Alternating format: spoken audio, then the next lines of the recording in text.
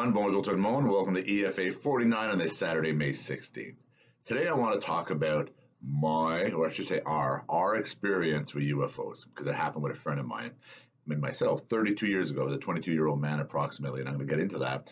And the reason why I want to talk about this is because of episode 1361, Joe Rogan Experience, with the Commander David Fravor and Jeremy Corbell. And in that episode, the reason why I went to that episode is because of another episode, and they talk about the military releasing some information and some videos and the news and that kind of stuff, and everything going on with this COVID-19, et cetera, et cetera. And then it talked about this other episode, so I went back to this episode, and hence I'm talking about it today.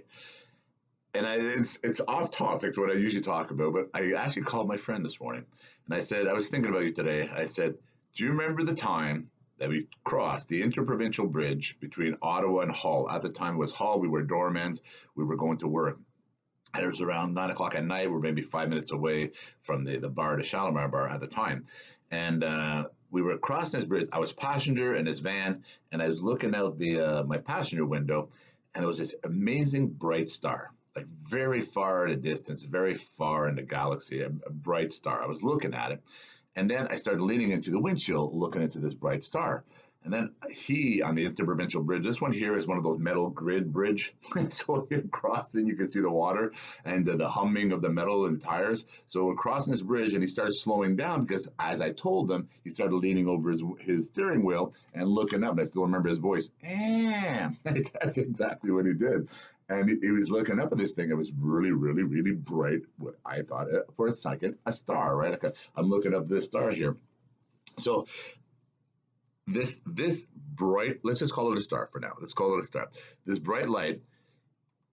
So this is a dot right here. If you're looking at a dot, like you're looking at a star, right? This star, when we looked at it, we actually stopped. He actually pulled over because nobody behind us on this metal bridge, like for that split 5-minute moment there, 3-minute moment, and because this is what exactly happened. It happened in minutes here. We're looking up. This dot, this bright, bright dot up in the galaxy, came down, and this is a split second here. So it came down like almost like a half banana shape, but a straight line took off, literally disappeared. Okay, so this brightest thing, we're staring at it, we're all looking up at it, and when I'm looking up, came down, split second, took off, disappeared. And I'm talking, we're talking a couple of miles up there. But this thing disappeared. And the reason why I want to bring this up today on the video and part of my podcast is because David Fravor, the commander, these are individuals with military intelligence, okay? These are individuals that understand distance over water. These are individuals that 30 years of training, the best of the best of the best, right? And when they were talking on this episode, and you get the best of the best of the best that understand distance over water, understand distance when they're looking at fighter pilots, when they understand distance when they're training with the very best of the very best of equipment, of inventory out there, military inventory, and they understand those distances. And when those individuals tell you it disappeared, it disappeared.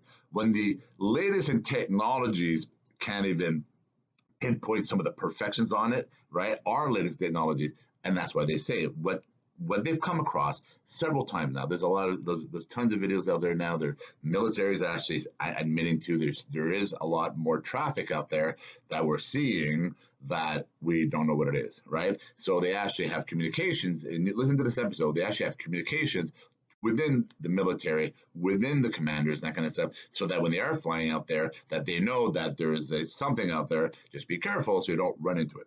Okay, so when I looked at that situation that night, I'm looking at my friend, and I called him this morning, and I started bringing it up. He goes like, "Oh yeah, remember that?" And how we got razz and jazz. We got back to the bar that night with the doormans, and we got there at 9:15. Started telling people, of course, right? We got razz and jazz. So you tend not to talk about it. Well, that's exactly what the guys were saying. Like this episode, how they were razzed and jazzed by their own peers and that kind of stuff. And then what he also said, since coming public and talking about it, the phone calls that he's received over the years from those that are not like you said, there's people out there that really, really are UFO people, but those individuals that come out with a story like I'm just doing now. Right? I'm talking about this story because I called my peer and I said, "Do you remember this?" And a good friend of mine, right? Over 35 years of friendship. And I said, "Do you remember this?" And he goes, "Yeah, I do remember this." And it was so cool. It was so interesting. And I live on 4 acres. I see starry nights a lot. I've been on that 4 acres for well over 20 years with my family. We've been to, we want to see beautiful stars, go to Vermont. I was in Vermont with my family one night. We even followed the Hubble satellite on one of the camping trips. And because where I come from, beautiful starry night too. But that night in Vermont, it was amazing. The starry night that came out of that state. And what was interesting is this: we were the apps for the satellites, that kind of stuff, and stars and et cetera, et cetera. We were on this app, and actual star was a Hubble satellite. It was flying over, and I captured it with my daughters. We actually followed it. It was fast. We followed it. So when you get those experience of those starry nights, I understand what a shooting star is. And even then, as a 22-year-old kid, today as a 50-year-old, 54-year-old man, I can tell you I know what a shooting star is, right? Over the years. And that night, it wasn't a shooting star. Like, it wasn't a shooting star. First of all, it came down, it shot right back up, right? It's as if somebody grabbed it in a slingshot, grabbed this shooting, the star, this light, this whatever it was, this inventory, and they pulled it and let it go because it came down and shot right back up, like disappeared, down and up, right? I tell my daughters all the time, the Earth itself is insignificant to the world's galaxy, to the universe's galaxies, to the when you look at the world itself, when you look at the planet, and I tell my daughters, if you were to pick up a grain of sand, when you go to the beach, and I do that with them, here's an exercise I do with my daughter. I put one grain of sand on my hand, and I say, you see this grain of sand? It's not insignificant because it's a grain of sand. I can touch, I can feel it, but I can see it with the eye, right? When you look at viruses, that kind of stuff, you cannot even see it with the eye, correct? So I'm looking at a grain of sand, which is a material matter, and I'm looking at it, and it's significant because I can touch it and feel it's tangible. And I said, that grain of sand is like the planet Earth when you compare it to the world's beaches of grains of sands. Right? If you look at our Earth, the grain of sand, we are insignificant as a planet. When you look at the galaxies, how small we are when you look at the universe and galaxies, right?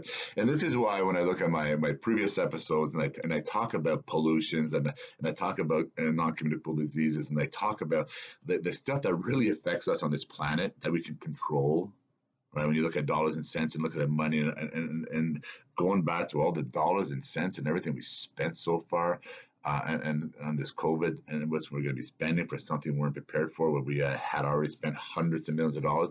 But then when you look at the insignificance of this planet and the stuff that are really killing human beings, that are really affecting us, from pollution to non-communicable, everything is lifestyle. The other thing I heard the other day on one of the episodes I was listening to, they talked about like over 50% of the people in hospitals. I'm going to research. I'm going to get into this episode down in the future. Over 50% of the people that are in hospitals over disease, that kind of stuff, is metabolic, which means it's what we consume. Most of the people that are in hospitals, like a high number, 50% or so, it's because of what they consume, right? It's so when you look at the top 10, what I talked about before, the last 25 years, your non-communicable, your lifestyle, and pollutions, right? And then you find out that over 50% of the people that are in the hospital, it's related to what they consume, right? Metabolic. Like, I'm talking about this UFO episode. I'm tying all of this because we are so insignificant, right? And I'm looking at these UFO things and all this stuff in the galaxies, and we have inventory out there that we don't even know what it is, right? And we as a planet, as a people, are spending all this money for how many decades now to stop the wind, right? To control the universe, to control the pollution, the carbon tax, to this, to that, all that money that we've been just throwing it out to the wind, right? Throwing it out to the wind. A lot of people will tell you that a lot of people are pocketing a lot of money with these fees, right? Conspiracy theory. But when I look at how insignificant we are, tying into my UFO story, looking at where we are today, going forward, when you look at the world pollution, when you look at non-communicable diseases, when you look at metabolic, when you look at lifestyle, and the money we spent on trying to stop the universe, the insignificant little grain of sand on the world's beaches of a planet that we are, and we're going to try to control that environment around us, like the wind, right? It makes you think. It makes you really, really think, right? What are we looking forward to in 2021, 2022, growing forward, right? If we have global governments in power that think money is free to print. Those that don't understand the value of money and then ideologists, right? Ideologists controlling our planet, controlling our little insignificant grain of sand amongst the world beaches, being controlled by ideology instead of data and facts. Jean-Guy Bourguignon, EFA 49.